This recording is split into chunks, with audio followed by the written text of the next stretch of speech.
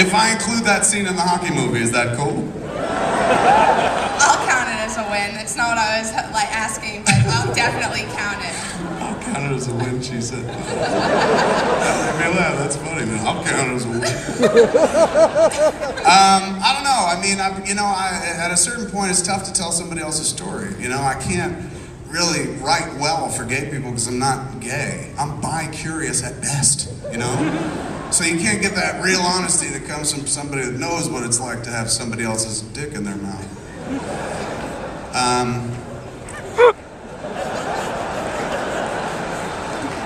The more I think about it, though, I could write really well for lesbians. Because I know that world, you know? I know what it look at me. I love to eat.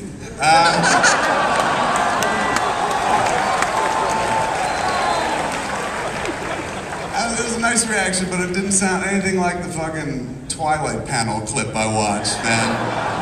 Anybody watch the Twilight? Was anybody here for Twilight? Were you here? All right, shut up, shut up. No, stop. Come on, come on.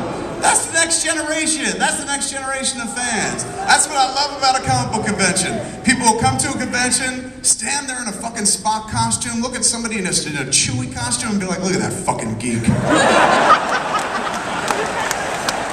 How dare you pass judgment on those 12-year-old girls who like vampires?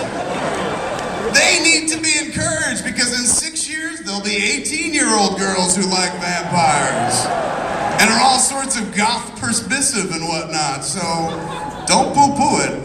There's a plan and it's working. But I watched that clip. I watched somebody was in the audience, and I guess in this very room, and they showed the clip, and you see a sea of heads in the audience way, the screen way in the background, and you can barely hear the clip. It's just like, Wah! They're all screeching. At one point, like the chick Bella gets on a bike and shit, and she's hanging out with the wolf boy, and you know, she's like, I'm gonna fucking take off on this bike. She don't say that, but the dialogue, my dialogue was better, I assure you. It doesn't have to be great dialogue. It just has to feel tween angsty, and that's perfect. And that's what tweens do. They jump on bikes and they race off and shit. And then she wrecks on a rock and shit. And then, because she saw the Fang Boy, saw Rob Pattinson and shit, and reacted like every 12-year-old girl in the world was just like, ah! And jumps on her bike. And then Wolf Boy runs over and shit. It's adorable. He runs over, he's like, are you okay? You know, it's a long beat that I hope gets edited down before the movie comes out. Yeah, I'm fine, you know, and he's just like, let me help you. And he fucking rips his shirt off. The dude who's like the equivalent of a 16-year-old boy is just like, let me help you. And you know, you can bounce a quarter off his pecs and shit like that. Dude's got a six-pack, not a fucking beer store.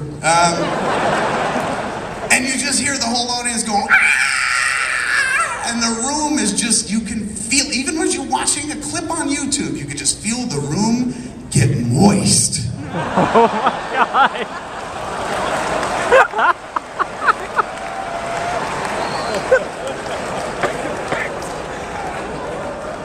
You know, like sweaty.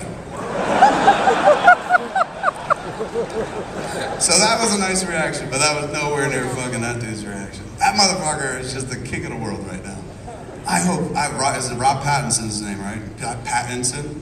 I hope he is fucking up a storm, man. And I'm not even talking about like this key audience, the chicks, you know, the 12-year-old girls. Like, of course, naturally, if he wants to stay employed, he'll stay away from them. I'm talking about their mothers, you know? All these older chicks that read fucking Twilight. My old lady read Twilight and she was like, look, you know, it's not for me, but I can see where, you know, it's very romantic for a young girl. And she had a sparkle in her eye. And then she started wearing a Team Edward shirt around the house. So what kind of nonsense is this, man? So I hope Rob Pattinson's taking full advantage and shit. Chicks are just like older chicks teaching him shit. Never mind fucking his own age. Fuck a cougar, man. Fuck some woman who's gonna teach you a thing or two, you scrawny toothpick, you. Just be like, I'll make you glisten and shimmer.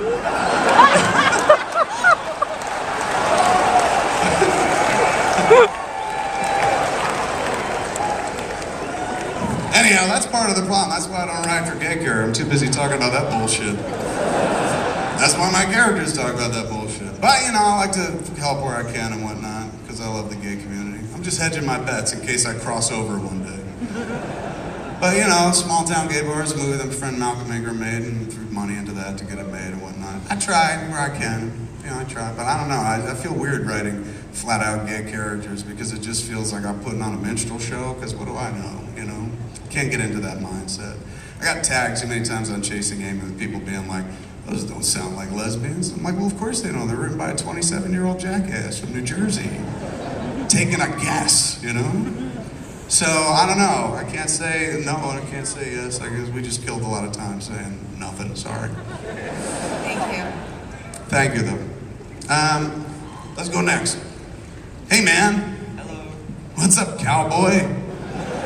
This is a fox tie. What is it? It's a foxtail tie for the Fantastic Mr. Fox movie.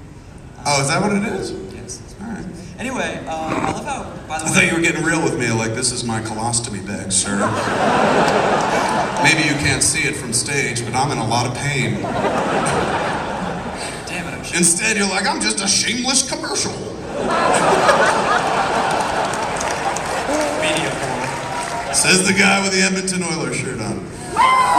Anyway, Okay. what do you want to chat about, man? Well, first of all, I just love how when she asked you that question, you went on some random ass shit and then went back to answering that question. Anyway, I like to be polite. I want Oh to know... shit, there are monitors here.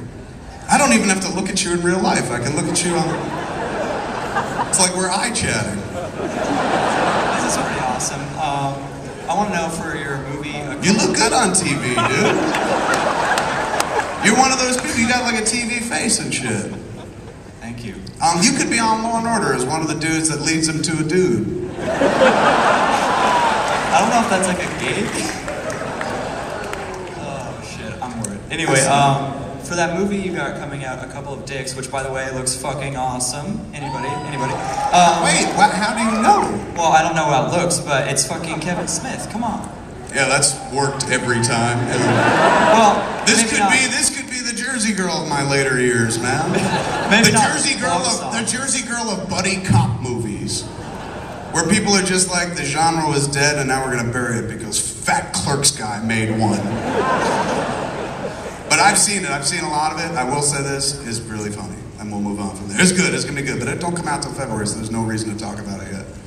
Although I will say this, that title, I don't know if that title's gonna hold. I know it has to, but I don't think it's going to. Oh yeah, like that bullshit how they cut out Zach and Miri make a porno. Yeah, Zach and Miri. Yes, that's the problem. I went through it on last movie I had. You know, it was like, I started seeing commercials for Zach and Miri. And I was like, that's weird, because I have a movie coming out called Zach and Miri Make a Porno, and this is gonna create a lot of confusion in the marketplace. And then I realized it was my flick, and I got confused too. So I guess the good folks at Warner Brothers did the smart thing on this movie based on my past history of the last flick with that title, and they called ahead to all the networks. And they said, hey man, we got a movie coming in February, it's called A Couple of Dicks. It stars Bruce Willis, Tracy Morgan. What kind of restrictions do you think you're gonna place on it? When we say dicks, obviously we mean cops, detectives. But you know, it's kind of winking advertising, no doubt. And what do you feel? TBS and Fox, God bless them, said, yeah, we'll take ads any time of day you want to run them. The big three said they wouldn't run an ad before 9 o'clock at night. And it's just like, that kills you for running an ad on sports, which is like where this movie's meant to fucking be seen by people and shit. So now we're sitting in the same place I was sitting last year, where all of a sudden it's like the title might not hold. I'm like, I say let's just call it Star Wars.